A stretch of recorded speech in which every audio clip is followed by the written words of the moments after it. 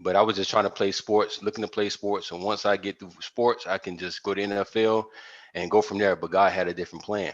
And so when I left out of high school, I struggled. They had something called Prop 48 because I didn't pass my SAT. And when I came out of high school, they had something called Prop 48. Prop 48 is when those kids or students had struggles with academics. And so I found myself going to college, and the Prop 48, you have to sit out the first year. And then within 3 years, you have to maintain your GPA, and then you got to pass that third year in college. But the third year in college, I broke my leg at Raymond James Stadium. So I have a rod in my leg, and that was in 2001. And so here I am breaking my leg, and I found myself had to take 18 hours in the spring and 21 hours in the summer with rehab while going through this process. Now, hear this, coming out of high school, I didn't have academic standards. Now, pressure wise, as a junior in college, now I got to take 18 hours in the spring, 21 hours in the summer. Jesus. I'm like, I'm done. Right. Thank God for his grace. All right. I graduated in that time, a criminology degree, and I left out of college and I went to Atlanta, tried out for Atlanta Falcons. That wasn't long at all. When I had that injury, that passion of football kind of left. And then I found myself say, hey, let me start teaching. And so when I found myself teaching the school system, guess what I had to do? I had to actually pass tests in order to be a certified teacher. So here I am again, fighting these fears of mine of taking tests. Right? Yeah. Like God put you in a position that you can't run from it. So what the book Daddy's Milk came from is basically is I found myself 2008, I was teaching, getting teacher's pay, and I came up short on taking my certification test. Wow. And my wife was pregnant. And I found myself going from making, I believe at that time, what, $39,000 to $11 out an hour with no insurance. Wow. So she's pregnant. She was working at Everett University, and she gets cut. She loses her job. So let me slow that down again. 39,000 salary. Assistant teacher pay $10 an hour with no insurance, and she's pregnant. Not about to be. She's like full pregnant. Baby, and they said, baby on the way. Baby on the way. And daddy got to pay, right? And she comes home and says they cut me from my job. That's when the not pandemic, but when in 2008 when the economy hit. And so I found myself facing the fears of academics. And during that time at Tampa Bay Tech, I was assistant teacher. I guess the position I had was a success lab manager. And I found myself in this lab thinking about what I'm going through. During the day, assistant teacher, at night working at FedEx. Jesus. And I'm in the lab and I'm frustrated. I'm frustrated with myself. And I say, you know what?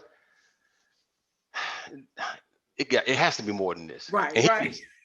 I could not look at the world and say there has to be more than this. I had to look at myself and say there has to be more than this. That's good right there. Right. So I found myself at night, and this is a true story. It's all in the book, Daddy's Milk. As I went to FedEx at night, came home 2 a.m, shirt wet because I was packing boxes. Assistant teacher during the day, and it still wasn't meeting the ends, right? Still in the red. And I come home, I go upstairs. My wife is breastfeeding our daughter. And so I'm thinking they're asleep 2 a.m, and she's breastfeeding our daughter. And I come in, first time father, not know the details of a dad knowing about breastfeeding. So I said, let me just grab my daughter. And the baby just started to cry. Ah! And I just felt like rejection. I felt frustrated. And I'm sitting in the same room while my wife is breastfeeding our daughter. And I'm sitting there and saying to myself internally, where or what does a man play in all of this? Jesus. There's books for women going through a miscarriage. There's groups where women have, because, which I get it, women are nurturers, like to talk. I'm like, and I'm sitting as a first time father, and I'm from Miami, so I'm not from Tampa. So I have no family here. What part does a man play in all of this? In the room, internally thinking this to myself. Now, my wife can't hear me. I'm saying this to myself. And so I say to myself, and I said it verbally, I'm going to write me a book, right? Wow. So I'm thinking she's asleep while she's in the rocking chair breastfeeding our daughter. And she wakes up out of her sleep and says this, you should name it Daddy's Milk. Wow. And then goes right back to sleep, right? And honestly, this is God's honest truth, Miss Sharon. I'm saying this to myself. I ain't writing no book about no Daddy's Milk. That sounds like Mr. Rogers from Mr. Rogers' Neighborhood. You crazy? Daddy's Milk, But the next day, as I begin to process the bond between the mother and that child, Yeah. Yeah. the connection, that's a strong bond. Yes, And sir. then God began to speak to me. He said, Emerson, but there's a stronger bond with the father's seed Woo. in that child and the mother. All right. And then I talk about this in the book. If it wasn't for the father's seed, It's true. her breast would never be filled with milk. Jesus. That's a whole revelation. Oh man. You hear, because in the seed, many times in our black and brown community, we always think of just the sperm. Correct. But there's touch in the seed. There's understanding in the seed. Right. There is correction in the seed. There's hugs in the seed. There's generations in the seed. There's wealth in the seed. Everything starts with the seed. That's it. That's it. So that's where Daddy's Milk came from. And long story short, I struggled in reading and writing, but I tell you, and I say this all the time, and I think, and for those that's listening, I'm not saying it's just for the church community, but the world. Yes, yes. God breathes Talk on about it. your mind. It's the equalizer. Talk about it. It's the game changer. I don't care if you have background in academics to struggle with. I don't care if you struggle with a lazy tongue. When God breathes on your ideas. I told this a couple weeks ago to another guy. I said, let me tell you something. There's no other book in the earth that's called Daddy's Milk. Right, right. So what that tells you, when God breathes on you, he only gave you the idea. That's good. And I hope the people catch that. When God breathes on you, he only gave you the idea. So it does not matter. Listen, you can do whatever you want to do. You can do it every other way you think. But whatever God breathes on you to do, that is the only thing that will work. Yes. Listen, I'm reminded when you say those words, like you say, we're not, churchy, but, one thing you just said that led me to really, oh my gosh, what is it that says, he takes the foolish things of the world to conform the wise. Yeah. Daddy's Milk, who thinks of something like that? But it is a title that once you see it, you won't forget it. So I think you just said a whole lot of rich. I mean, just rich meat there. And those are the things that we got to think out of the box. We've got to expand our level of thinking, right? And to me, it's like when we expand our level of thinking, then we increase our capacity. Yes. We increase our capacity to hold more, because there's no sense in, dumping a huge box, but your brain has told you that you can't even hold it. But you don't realize that you have enough to hold the box. But if your mind is telling you you can't, you're going to drop it, right? So we want more capacity, but we got to get this thinking, right. So one of the other things I heard you say, facing the fears, academia. Yeah. But here you have written a book. Yeah. You just told us how it came out in the most craziest way, right? The natural man would have thought, but God birthed something in you. So now you struggled with academia, but then you created this thing called the Father's University. Yeah, that's my baby there. The Father's University. That's my baby. Yeah. Give us a good glimpse of what is all encompassed in the Father's University. Yes. First, when I came out with Daddy's Milk, a lot of times people always thought, and I want to say this too. I think many times we're afraid to create. God, let me slow down. God has given many of us so many ideas. Yeah. Our problem is we are worrying about what others think. Woo. Talk, sir. I tell my daughter all the time. I tell all the time, because I was on Zoom one time and I was taking a class and I was using her computer, so her name was on the bottom of the screen. She said, "Daddy, do you care that people looking at you as Imani Mars?" I'm like, "No, I don't care what people think." When you get to a place and you don't care what people think, then you can create. And I think many times with me writing that book, now you gotta understand, Miss Sharon, when I was writing that book, I didn't have any other authors in my family.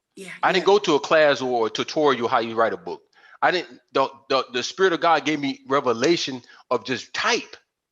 And hear this: it's one thing to type, but it's another thing to publish. Yeah. And so many times I had to get to a place of, okay, if I publish this, who is going to purchase it? Yeah, that's good. But we got to get over that fear of who going to. You got to understand that you don't know who wants to pick up your book to take it to the next level. And I'm gonna answer that question, but I wanted to say this too all morning. No, that's good. It's very critical that for me, my mom passed 2013, And I never forget when she passed, I was looking all in the house and just looking at a lot of scrap notes and just papers and things. My mom was the first author in my family, but she never Wow. published. And Wow. so I say all that to say this: my mother's side, I saw a picture of my grandfather, which is her father, and her mom. I saw a picture of her mom, which is my grandmother. On my father's side, I saw a picture of my grandfather, but I never met him. My grandmother, I met her. My point of bringing that story up is this: what if I saw writings of my great great parents, and not just writings, but I get a chance to see what they thought? Yeah. Yeah. That's good. So my purpose of writing is not just to say who gonna purchase my book, Right. but I want my great great grandkids one day. That's a word for the up and coming authors that are listening. Come Yeah, on, man. for those that are trying to figure out the reason, knowing that God has put something in them, but they're really Man. trying to, decipher how does this thing come to life. You just gave them a nugget there. Yeah. Yes, ma'am. Because that's great. The For free. You generation didn't have to go to after class us, for it. the generation after us, going to say, you know what? My grandfather thought like this. My grandfather was an entrepreneur. My grandfather was an author. Matter of fact, and then that's when the standards in our lineage becomes up. Being an author won't be the high standard. Yeah. That's the set. So to answer your question, Father University, I didn't never wanted that is just to be a book. I wanted to give men resources. So Father's Hallelujah. University focus on fatherhood, finance, and fitness. You cannot Fatherhood, finance, fatherhood and and finance fitness. and fitness. You cannot separate the three. All right. You can't. This pandemic has taught us that you can't separate health. So the finances is a father is important, but the finances is important. The Yes. finances don't mean anything with the health don't mean anything without the father. It was a guy that was had COVID. It was in the Father's University group, and he got so bad he had pneumonia. And he was in Wow. the hospital. And this I got chills even talking about it. He said this. He said this, and it still sticks to me. He said when he was in that room and he was talking to God, he said to himself, he said, "Okay, God, I got my policy, my life insurance policy, my family's covered." You know what God told him?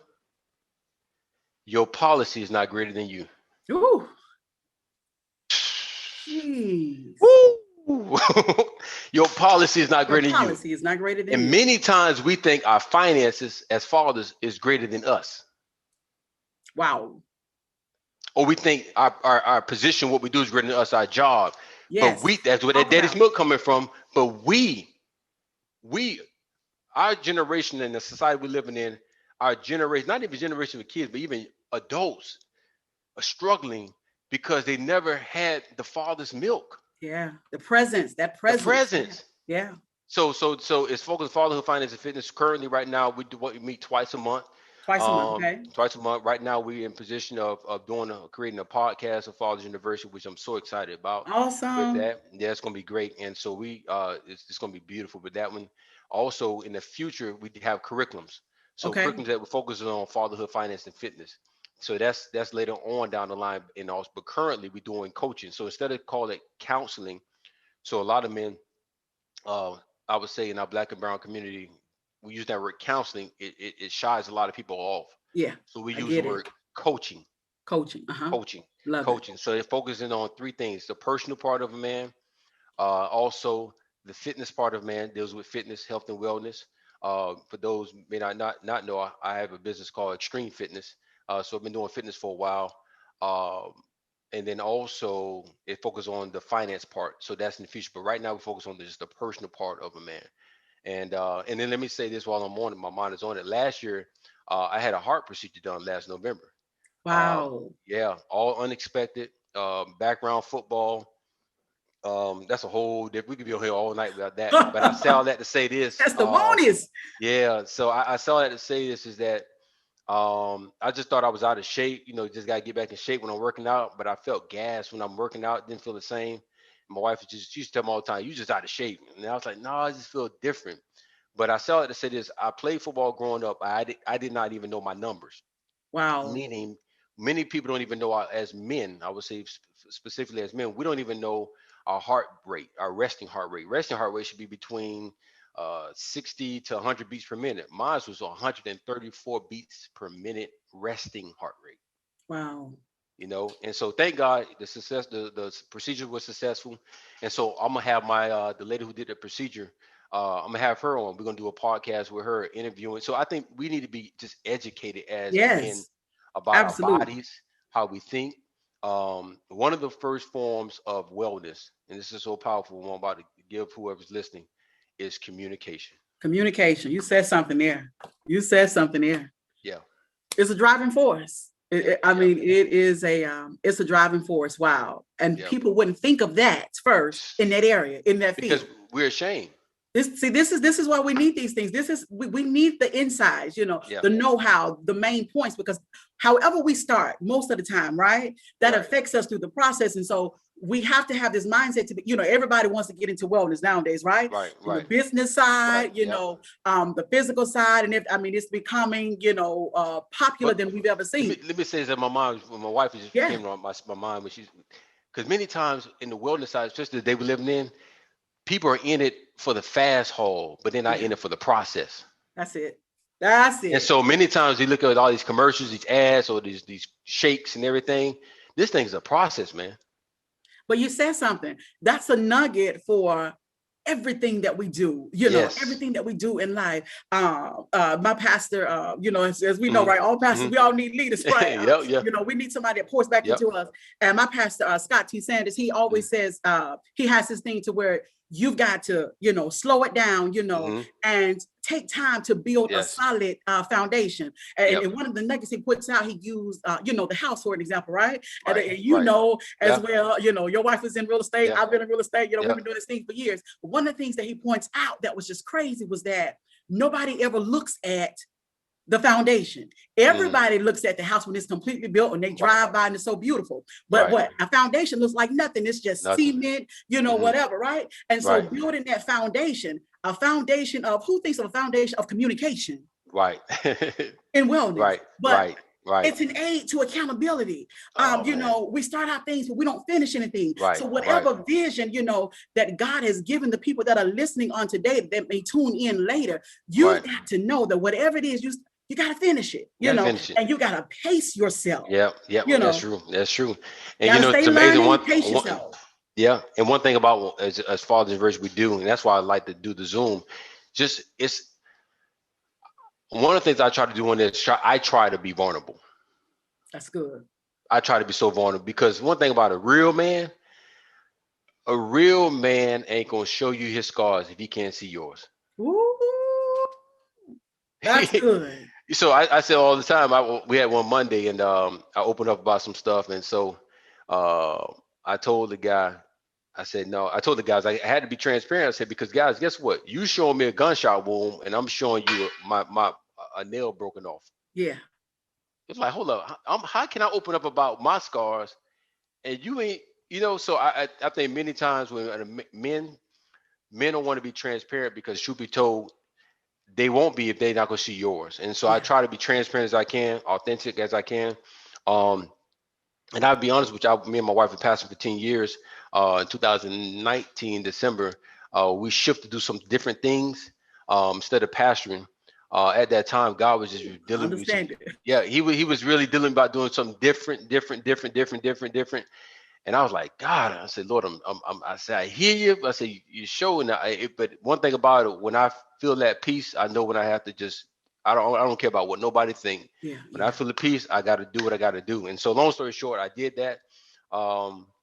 And I saw it to say this, is that when I made that shift, I just realized there was a greater need for men to be tapped. And that's why I brought that point up. I believe that in maybe just my thing or my personal opinion, I had to make that shift, because I don't think men would have been that transparent with me if I was in that position in that way, you know? True. And so, or would they look at me the same, and he supposed to be a pastor, and he opened up about that. So, but we dealing with time, man, and I think this pandemic has, it has shifted so we can really be transparent. Yes. And be real, because healing takes place in transparency.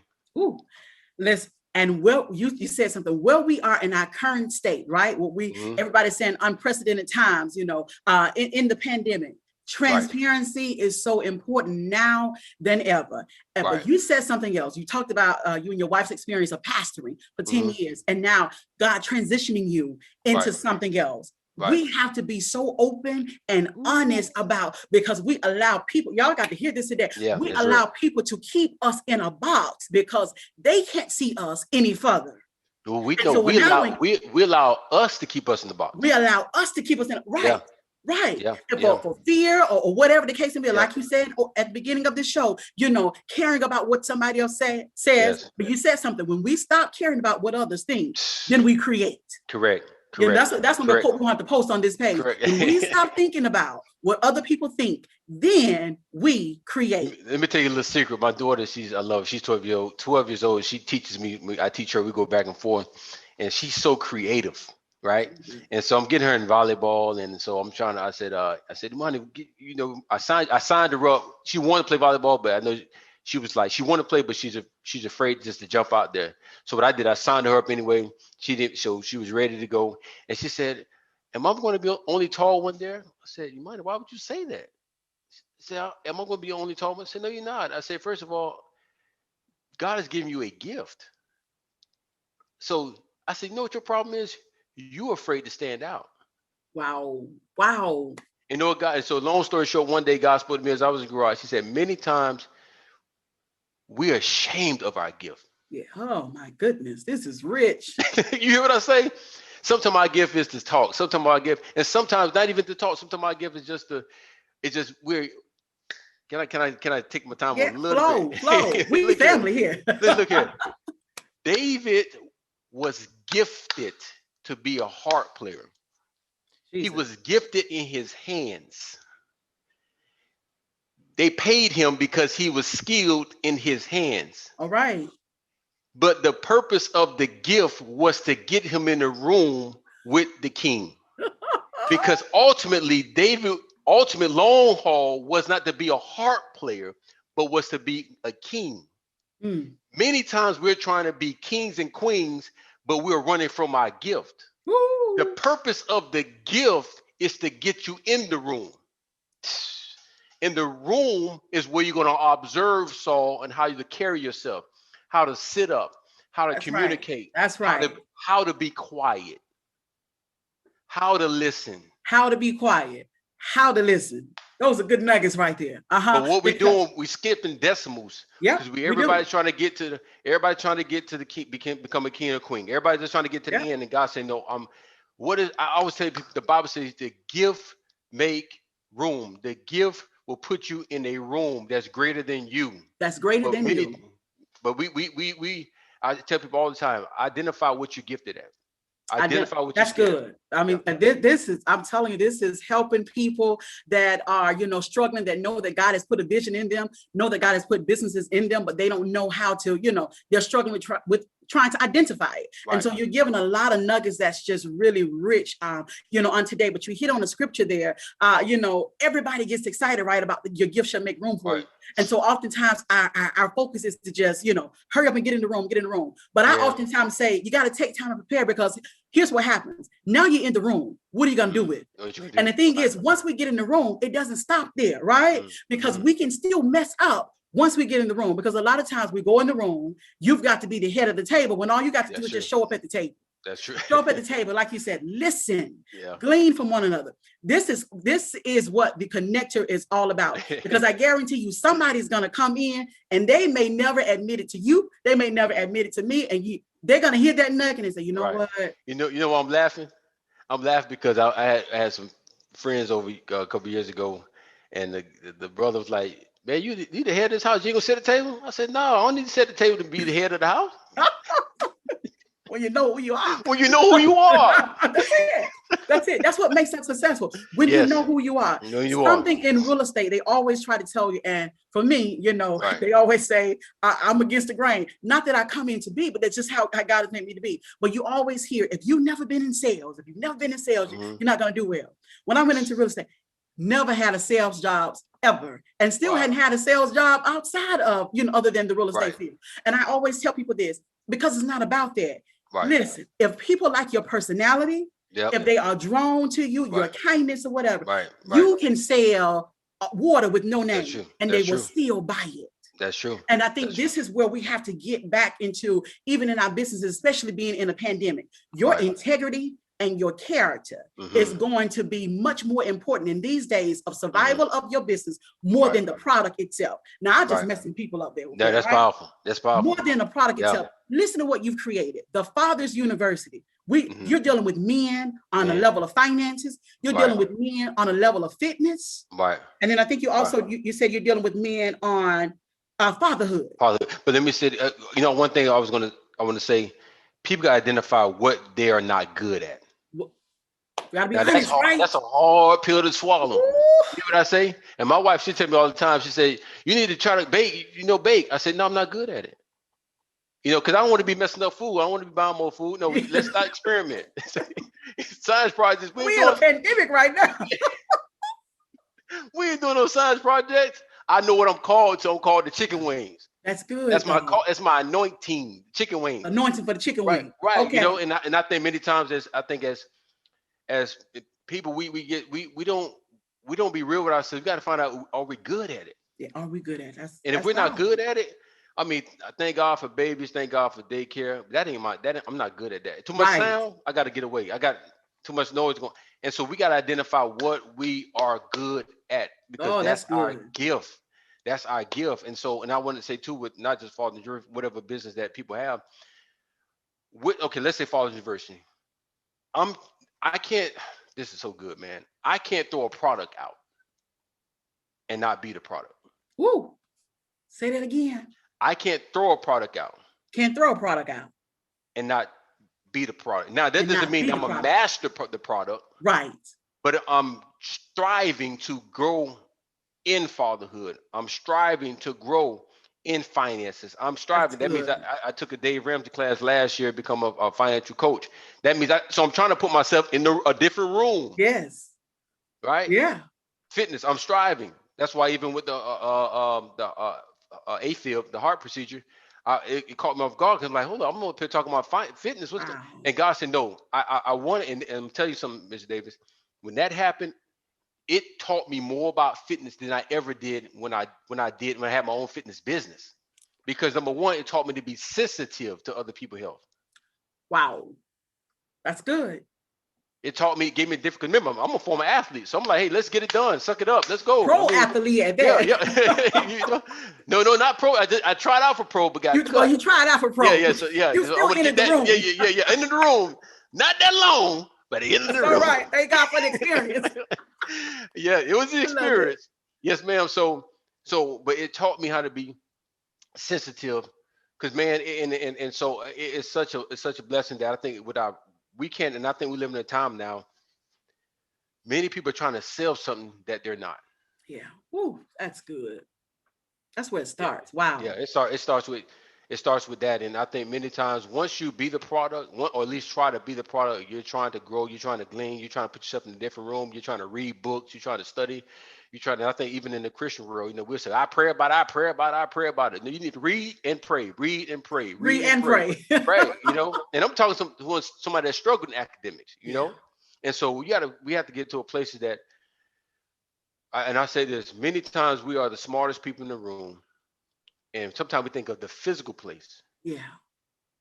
But I'm talking about in our mind. Talk about it. Wow. We don't let nobody come in. We just in our own. And sometimes we got to get to a place that the room is so uncomfortable, it forces us to grow. Woo. Now that's it. You just said something powerful there. Where the room is so uncomfortable that it forces us to grow. Yeah. Oftentimes we run away from uncomfortability, but we need that challenge that's going to drive something. Yeah. I know this is crazy. Yeah. My pastor uses the analogy of violent faith, but it's going to drive something in you that there is nothing that, that can cause you to quit. It's like, you know what? I got to get this together. I got to be honest with myself, and stop running. But oftentimes, as soon as we get in that place of uncomfortability, we say, we out, But that comes from lack of accountability. Lack of accountability. Wow. And now, let me say this: healthy accountability. And I talk about that in my book, Defeating the Giants. I said, what you're running from, you're really running into. Wow. What you're running from, you're really running into. And you know, that's good. Let's talk about defeating. This is his latest book, you all, that he's mentioning, Defeating the Giants from Within. Talk about that. That I wrote that book from dealing with academics, taking my test. It took me, I would say 15, 16 years to pass my test of certification as a teacher. Yeah. And it's not because I was in and out, just trying to run from it, you know, getting around it. Maybe it's not meant for me to teach. I can't pass tests. I'm not a test taker. You know, we got all these little cliches that we do. I'm not, I can't do this. I can't read. I'm not a reader. I'm an audio person. I want to do this. And so I had every excuse. But I never forget that. And I was passing those years. I was passing, but also trying to take my test. So I was balancing all this stuff and doing all this. And I never forget, I got to a place and then I would say, I told my wife, I'm not meant to be passing the test, be a teacher. And she said something, and you know what? I laugh about it now. You got to put somebody in your life that, and I'm gonna say this, I know this may be on camera. All right, it's all right. You got to put somebody in your life that can piss you off. Woo. Yep, it'll show what's in you. I tell you that much. So, and I told you, she was like, you know what? You can pass that test, but you're just running from it. She said, you can do anything else you want to do, but this is what God's called you to run. And I tell you, man, I was so mad with her. I said, I ain't with her. I said, you know what? I'm a good man. I said, man, if there ain't a lot of men out there like me, I said, you know what? You got to appreciate me. I'm mad. I went upstairs. I'm like, who's she talking to me? She don't see I'm cooking. I'm just going down the list. You hear me? And I never forget, man, as I started to process it, and I woke up, because I speak to that night. I had to wait the next morning. For you, man. And I tell you, and the God spoke to me and said, she's right. You're running from something, but you've been running from this for years. And hear this, whoever is listening on this Zoom, it was never about becoming a certified teacher. Wow. It was about defeating the giants of illiteracy in my lineage. Ooh. Come on, sir. You hear what I'm saying? Yes, sir. Thank God I had my father last year in May. He went home to be with the Lord. He had 12 brothers. But my father's side of the family, all my uncles couldn't read. Great with their hands, creative, businesses, left and right entrepreneurship, couldn't read. And so God said, Emerson, no, I'm allowing you to defeat this giant. This is all in the book. You talk. This is for somebody. This is for somebody. When I never forget, I took this. This had been at this time like 15 years, like all together taking these tests, right? Because remember, as a teacher, you got to do professional ed, general knowledge, and you have to do your subject area. Right. And so the general knowledge has 4 tests within itself. So I never forget, I got everything lined out and I had only one test to take. And I need to do this. This is the last chance I got. And I took the test. I didn't turn the results of the test until I went to the restroom, didn't look at it yet. Right. I got to my car and I sat down in the car and I turned the paper and said, not pass. And I just felt the whole weight of failure, like, because remember, been there, pastoring, and then this is the finance. This finance is going to help the household. So I'm thinking, what? And I never forget. And I got to call my wife and tell her I not passed again. Yeah. How this is going to look. And I never forget. I heard God speak to me. He said, Emerson, I'm giving you a book to help people to defeat their giants. Woo. That's it. He said, the name of the book is called Defeating the Giants from Within. And I tell you, and they didn't feel good at all. Because after he gave me that word, the giant wasn't defeated. Yeah. But I had to, and I realized, I don't know who I'm talking to, man, but I realized that I had to defeat this in order to get across. Many times we trying to go around the lake, and God said, in order to go across the lake, you got to kill this one. Ooh. You said something. After he spoke the word to you, the giant still wasn't defeated. It wasn't defeated. Because you still now, he's spoken the word.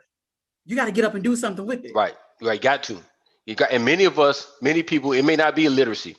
It may be fear. It may be abandonment. It may be rejection. It may be self-worth. It may be health. It may be emotional health. It may be mental health. We all, I don't care who you, sometimes people may say that scholars or readers, and they may say, oh, how many times took you past this? And sometimes I turn it around and I say, well, what is your giant? What's the thing that you had to overcome? Y'all got one. That's so true. We all have them. And so, yes, sir. But glory to his name, I passed the test and that was good. So now I'm studying for real estate. So All it's a blessing. right. Yeah. God That is good. is awesome. Listen, your story has really just taken us to a different realm today, but a wonderful realm. This is why it's just confirmation that, this is why we do what we do. I know it's a little unorthodox when people think of, a regular, little talk group and all of that, but this is about truly the will of the Lord, and birthing out what God has placed on the inside of every single person. Yes. He's given every single person something to work with, and you just got to tap in to find out what it is, and some of us know what it is, but then like you said, we struggle with getting the best, with becoming our best in it. And then those of us that we continue to sit at the table and never get up and do anything with it for fear of facing the giants, from within. So listen, I am so excited about the nuggets that God has just dropped before us through you on today. We are certainly just grateful that you took out the opportunity to just time out of your schedule to come and just share with us. Tell us how they can get your books. They can go on Amazon to get the book, Defeating the Giants. Also, Daddy's Milk is on there as well, so they can definitely go to Amazon and they'll see those, which type my name in, or even the books, Defeating the Giants from Within or Daddy's Milk. Okay, and we're going to make sure that we put those inside the link on tonight, right here in the connector. How can they connect with you for the Fathers University? Trust me, you've got men that really, they need those tools. We need the brotherhood, especially, in today's times. And, I love our women, but we got to let those, men get that time in to really build with the brotherhoods, because it makes it better for everybody. That man is still, designed to be, the head, the leader, right? And I always say another thing is too, a man could be at his greatest point, but sometimes we got to understand that we move from a general to a king. It's all right being a general, but it is ultimately the assignment for that man to be a king, right? And so sometimes it's just better with the brotherhood. It's just better, when they're able to just come together and glean off of each other. So how can they find out more information on the Fathers University? They can go to the website emersonjmorris.com. Okay. emersonjmorris.com. And then so you can see my Instagram as well and Facebook. But Emerson J. Morris, that's where we can find it. We meet, matter of fact, this Monday we have our meeting. It starts at 7 p.m. We try to, technically about an hour and 15 minutes, but depending on how it would go, we really get right down into it. We value people's time, but it's life changing. And so I'm excited about that, and the lives is going to change, and so it's never a dull moment with the Fathers University. So I'm excited, very excited. Awesome. Well, thank you so much again for being with us on today. And you guys, please look out for him because he's growing. He's growing. And so we want you to make sure you connect with him. Look for him as he's giving you the information on Facebook, Instagram. Make sure you go and purchase the books. We believe in supporting one another here. Amazon. And then also you have the information out there as how to connect for the men to the Fathers University. Thank you so much for your time, Mr. Emerson Morris. Give your love. Give our love to the beautiful Miss April Morris. We're going to be talking to her soon. Y'all stay tuned. And blessings on everything that you're putting your hands to do. And again, thank you for your time. Be blessed and be well. God bless you. Well, until next time, we'll see you again on The Connector.